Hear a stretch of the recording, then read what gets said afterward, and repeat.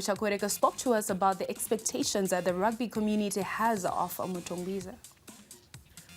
Well, there are mixed reactions around the election results for Zimbabwe Rugby Union, and of course, for those that may not know, Lawson Mtongwiza winning the presidency after having served as a vice president and in various points of the structures.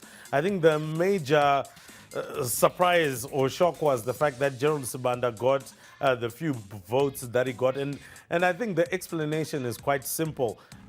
He was the people's choice, but apparently he had no voice from the people, because the people aren't the ones who vote.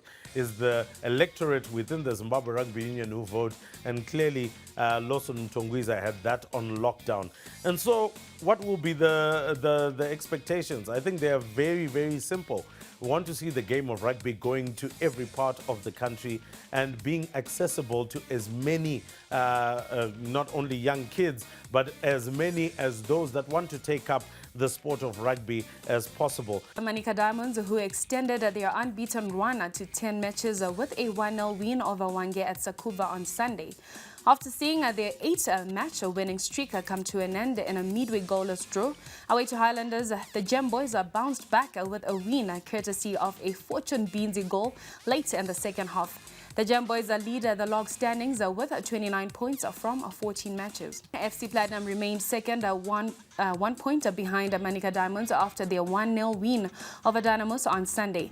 Wilfred Muvirimi got the goal for the Javani base side, who extended their unbeaten run to 5 matches. FC Platinum coach Norman Mapeza was satisfied with his side's game management, insisting they played according to plan. It was a good game of football. If you look, there were some other moments, especially the first half, where I think they were in control of everything. But like I said before the game, what was important, I think, is organization. We defended well. I think if I can recall, they never had any shot on target. First half, second half, we were in control of everything. At the end of the day, well done to the boys. They worked so hard. We are happy. Granting results as we take each game as it comes. If you look at our goal, we're just quick on transition. They were attacking us, then we just won possession. Then from there, went through the wings. Nice pass from Maro, and what a quality finish from Muvirimi. Top finish. Well, the defeat piled even more pressure on under-fire Dynamos coach Genesis Mangombe, raising questions about his immediate future at the club. Mangombe had come into the match against FC Platinum on the back of a fan protest over Dimbare's below-par season so far. He was, however, defiant in defeat. Yeah, it's quite unfortunate. It's a game of football. We have to accept some of these things. I think today, in terms of transition, in terms of playing, we were better than the opponents. But like we always say, that if we are not clinical, it's very difficult to win. I said during break that we need to convert the chances we get, because at the end of the day, it's going to be very, very bad for us if we don't win this game. I think we have to psych them up. There are a lot of things, and some of these things, they also affect our boys mentally.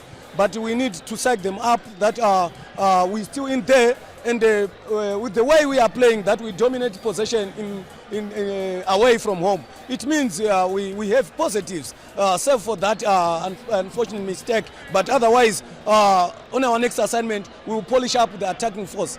Simba Bora puts an end to Caps United's 4-match unbeaten run with a 2-1 win at Rufaro yesterday. The win eased pressure on the Shamba-based side, who had posted unconvincing performances in their last few matches. The two teams paid their respects to Caps United assistant coach and technical director Nelson Matongorere, who passed away last week. Before kickoff, goals from Harrison Massini and Walter Musona secured 3 points for Simba Bora, while Rodwo Chinyengetere's second half penalty proved to be nothing more than a consolation goal.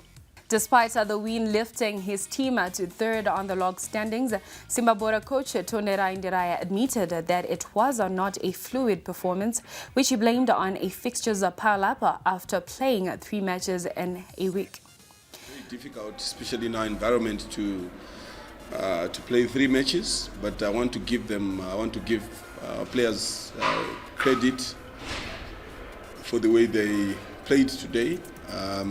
We scored the goals that we needed for us to collect maximum points. Not really a performance that you'd really want as a coach. You want your team to flow. You want your team to do everything. But in the end, we've got to give it to the boys for really trying and working hard.